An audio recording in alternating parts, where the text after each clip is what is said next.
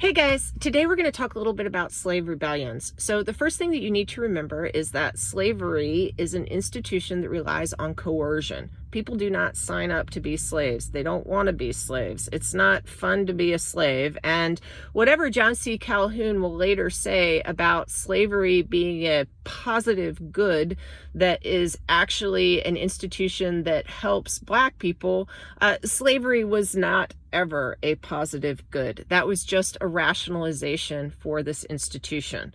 Having said that, there are various ways in which slavery is resisted. One, slaves will be passive aggressive while they are being coerced to work. What do I mean by this? Well, they would sometimes break tools, they would play sick, they would work slowly, they would pretend they didn't know how to do things. This is an example of that. Many years ago, I got married to the delightful Mr. Lane, who I love very, very, very, very much. But shortly after our wedding day, he asked me to iron for him a shirt. Well, yeah, I didn't sign up for that. I don't like ironing. I don't iron my own shirts. So what did I do?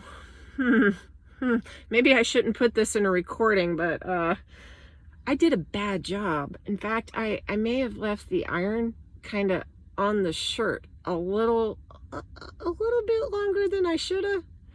And you know what has happened? My husband has never, ever in a quarter of a century asked me to iron another shirt. Of course, if I wasn't a slave, so I'm not comparing myself to slaves, but I am saying that there was resistance to certain jobs or chores through feigned incompetence that didn't actually exist. Things could have been done that were not done because they play stupid. So, like I did. Oh, what? You've got to move the iron? Oh, who knew? Okay, so that was a form of resistance to being within this institution. Another way that people resisted slavery, they created kinship networks in which they relied deeply on one another, and they would do things like have church services outside of the master's purview in which they could remind themselves that they were human. This is about survival, but it's also a form of resistance. No, I am not your property. I am a human being. Okay? A third way to resist was via rebellions. Now, rebellions are actually the least common form of resistance because this institution relies on coercion, and this is extremely dangerous, right? So there are several rebellions that are worth remembering, that you in fact need to remember and pay attention to as you read about them. The first that I've talked about in the classroom before was a source of inspiration for slaves who knew about it, and they did know about it. It did not happen in the United States. This was the Haitian Revolution, in which Toussaint Louverture, I can't speak French, Toussaint Louverture overthrows or helps raises a rebellion that overthrows the French colonial master. And this is a slave state that has then free Blacks who establish self-rule.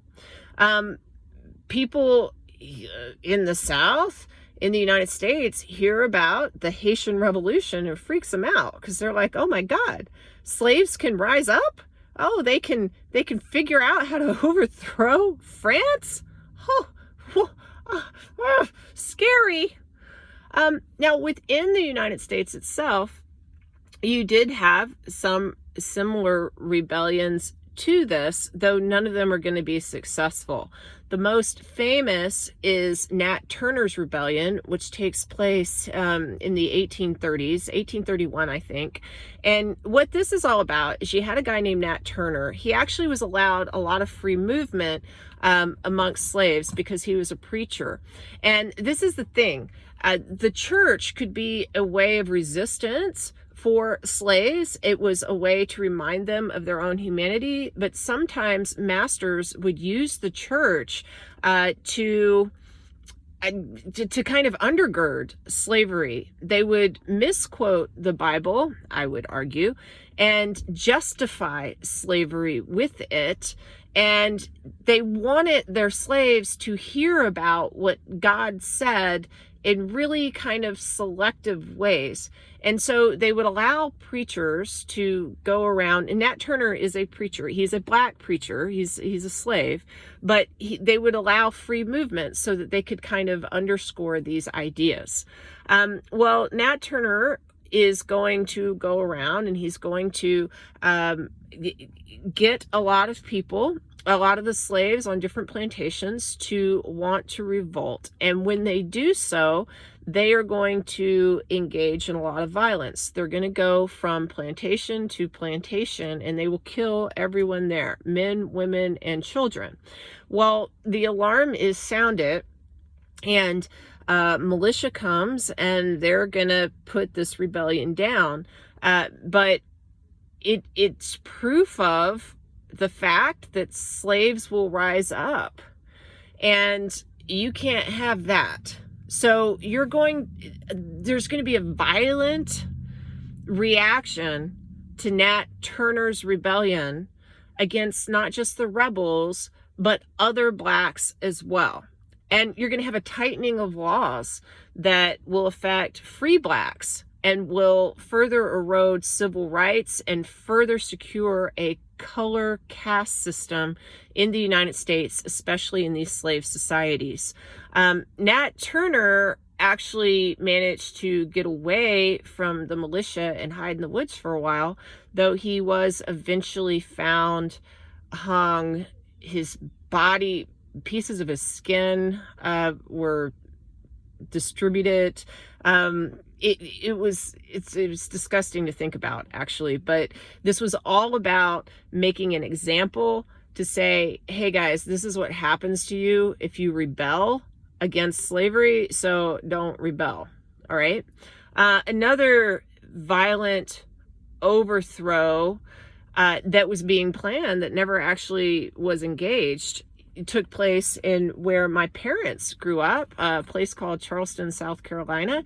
And this was led by a free black named Denmark Vesey, who was organizing a rebellion, but his plot was uncovered ahead of time and Denmark Vesey was put to death.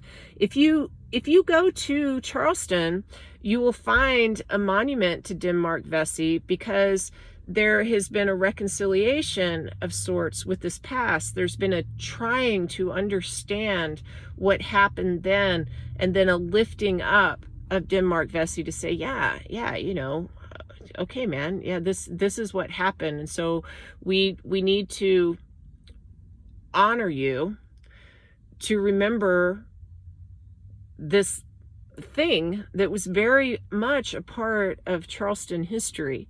And I think that is good. That's a good thing that has happened in that particular city. Anyway, you need to look at rebellions and how people experienced the institution of slavery. It is not going to be the same experience in every place. If you work on a small farm, if you work on a large plantation, where in the South you were working, where in some of the more northern states, the upper South, the Chesapeake area, how that goes down. Because slavery is going to be collapsing in the North, of course. We talked before about how after the American Revolution, you have states that just say, yeah, no. Vermont being the first in 1777 to outlaw slavery altogether. Okay, So I'll talk to you later. Bye.